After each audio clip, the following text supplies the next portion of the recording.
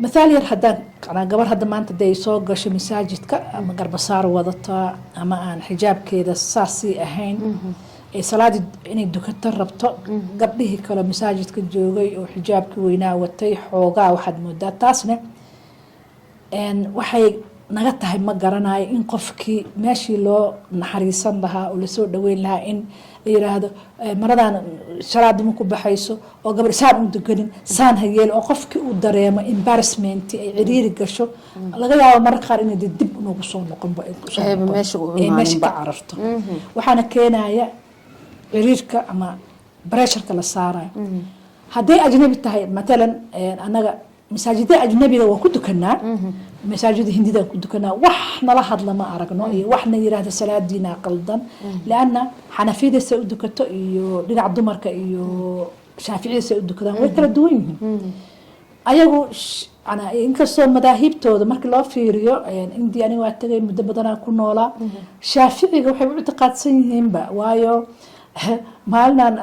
professorkayga la hadlaayay ilaahay u naxariisto uu dhintay wuxuu moogtahay yiri inay xanaabilada qaarkeed aaminsan tahay naagta shaaficiga inaan la guursanin waa ka naxay runtii arrintaas ana dad saas noo haysta haday maanta salaad inta ana masaajidka yimaadaan waxaan ka wadaa masaajidkii arrintii inaan mawduuca ka baxo marabeen gabar hindiyada ama gabar umadaha kale inta haday maanta bacdo inay masaajid ku dukato ciriiri damreeyaysan salaadeedii wax laga sheegaa salaadada masaajidada Soomaalida waxaana keenay dadkeena ma wacyi ahaanaysan dhisnayn ma dhihi kari laakiin ayagana waxay ka tahay qofkan walaalkiina saxa laakiin qaabkii anaga dhunsan qaabkii wax u sixi lahaayeen qaabkii anaga dhunsan dadaalay ka tahay ayagana inay wax rabaan qofkan salaadiisa u hagaagto oo waayo hada hindidoo kale waxay qaataan mara iska yar surwaal yar ay wadataa surwaal iyo shaati iska dheer xijaab dhan buu ma haysan ayadana waxay u haysaa xijaabkii meeshii ugu dambeeyay aad u asturan tahay waxaa soo haray gabdhihii Soomaaliyeed oo maanta ama sitaan xijaabkan carabta ay wadato cabaayada waxaan jaakada camal ah iyo garbasa iyo qimaarka annaga dadka qaarkeed ma u haystaan kaas inuu xijaab yahay war mara yar tarxadaha isku soo ana alxamdulilah Soomaaliya waa dadku ugu xijaabka fiican laakiin ummadii kale xoogaa u naxariiso ama Soomaaliha kula ahaadaan ama ajaanib kala ahaadaan hadaa wax u sheegaysana wadcu ila sabiili rabbika bil hikma wal maw'ida ijbaar iyo embarrassment ha ku rideen qofka ka yaxyixsiinna marka qolada kale uma imaato qolada kale uma imaato waxna waana dad qaraaba waxa laga yaabaa dad isu dhow inay jiraan oo xoogaa tii diinta inay dhahdo tanay jiraan tii caadiga ahayd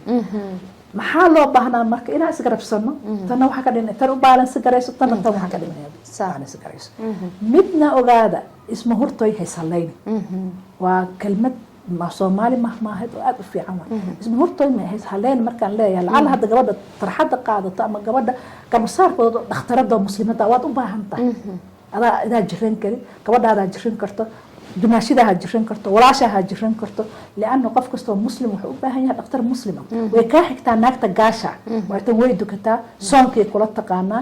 maxay fiqiga qaar wax ka taqaana ana cilmi dhagoodka inta aad maqashid laga yaabo intii ka inay haysato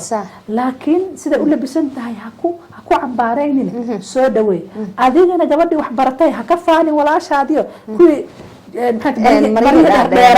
baraayadu wasaqda badneed hadii ma wasaqdano ha mara inaad la isku leeyahay hadalladaas xoogaa waa laga fiican yahay hal is xambaarto hal isu soo dhawaado adigana meel lagaaga baahan yahay adigana meel lagaaga baahan yahay adigana diinti baro adigana maadigi baro